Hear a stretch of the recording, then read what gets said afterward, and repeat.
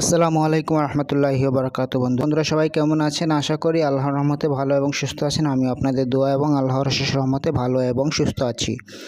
বন্ধুরা, স্ক্রিনে যে তাবিজটি দেখতে পাচ্ছেন, যে নকশাটি দেখতে পাচ্ছেন, এটি হচ্ছে গিয়ে ভালোবাসার একটি পরীক্ষিত নকশা।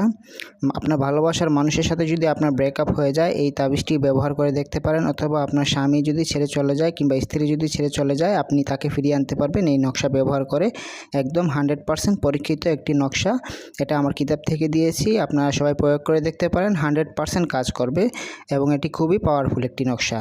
তো বন্ধুরা, এই নকশাটি খুবই পাওয়ারফুল। আমি বারবার বলতেছি, এই নকশাটি শুধুমাত্র তারা ব্যবহার করবে যাদের প্রয়োজন, ঠিক আছে? অবৈধ কাজে ব্যবহার করবেন না, তাহলে হিতে বিপরীত হবে, আপনি ক্ষতিগ্রস্ত হতে পারেন, ঠিক আছে? জায়েজ উদ্দেশ্যে ব্যবহার করবেন, খারাপ উদ্দেশ্যে ব্যবহার করবেন না, এটি আমার অনুরোধ। একটি কথা হচ্ছে গিয়ে, যারা এই কাজটি করবেন দয়া করে আমার চ্যানেলটি সাবস্ক্রাইব করে নেবেন, ঠিক আছে?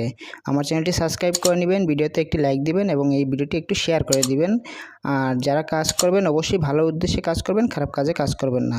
তো কথা না বাড়িয়ে চলুন শুরু করা যাক, কীভাবে এই তাবিজ দিয়ে আপনার ভালোবাসার মানুষকে আপনি ফিরিয়ে আনবেন, যার সাথে ব্রেকআপ হয়েছে কিংবা যার সাথে সম্পর্ক নষ্ট হয়ে গেছে।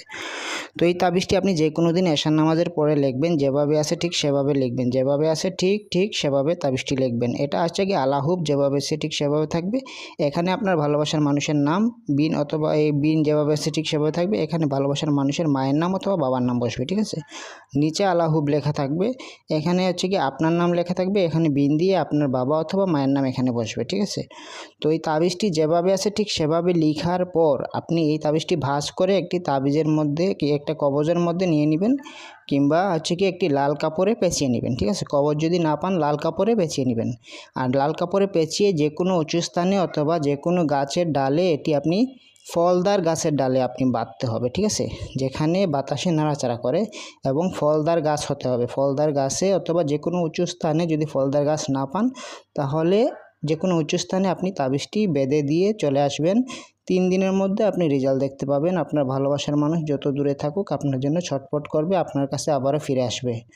তবে এটি লেখার ক্ষেত্রে আপনি যে কোনো কলমের কালি ব্যবহার করতে পারেন, অথবা জাফরানের কালি ব্যবহার করতে পারেন, অথবা লাল কালি ব্যবহার করতে পারেন। আর এটি লেখার সময় হচ্ছে গিয়ে এশার নামাজের পর যে কোনো দিন লিখতে পারেন।